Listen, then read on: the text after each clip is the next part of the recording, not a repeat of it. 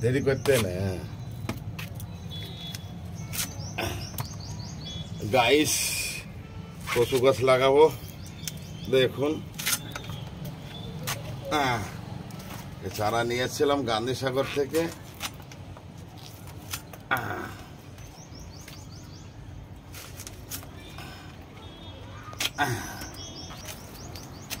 বেশি বড় বানাতে দাঁড়াই দিলাম।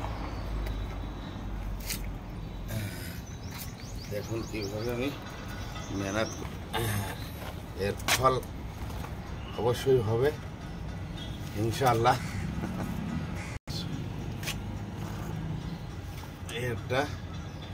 এটা হচ্ছে সব কালা কচু।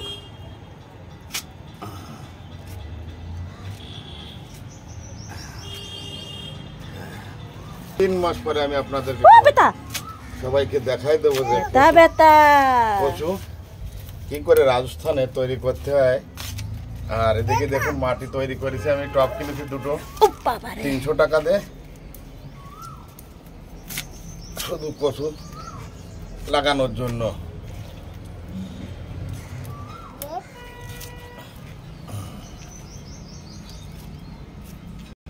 এদিকে এই যে দেশি মুরগি কাটা হয়ে গেছে আর কি, এখন এরও পরিষ্কার করব।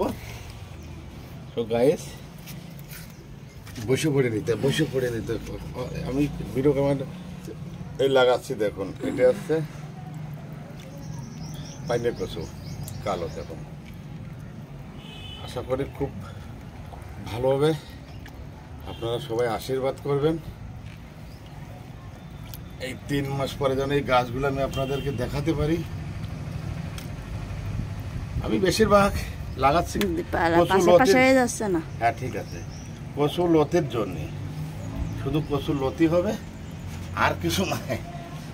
আমার লতির একটা ভিডিও দেখেছিলাম, ভিডিওটা হয়তো বাংলাদেশের হবে কি, তবে মহিলাটি খুব সুন্দরভাবে তার ছাদ বাগানের কচুর লতিগুলো তুলছিল। আমি দেখে অনুপ্রাণিত হলাম যে আমি করে ছাড়বো। যাই হোক, সুযোগটা পেয়ে গেছি আপনাদের আশীর্বাদে। কচু গাছ আমি তলাশ করে নিয়ে যাচ্ছি, এখন লাগাচ্ছি। সে একমাত্র সৃষ্টিকর্তাই জানে। আমার কাজ শুধু লাগানো। একটু ঘন হয়ে গেছে, তাতে কোনো অসুবিধে নেই, তবে এদের প্রোটিন পাবে প্রচুর, খাবার পাবে প্রচুর।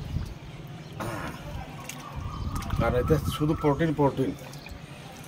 ওকে অনেক যাই, তা থাক, আমার তো জায়গা নেই, তুমি বুঝলে না।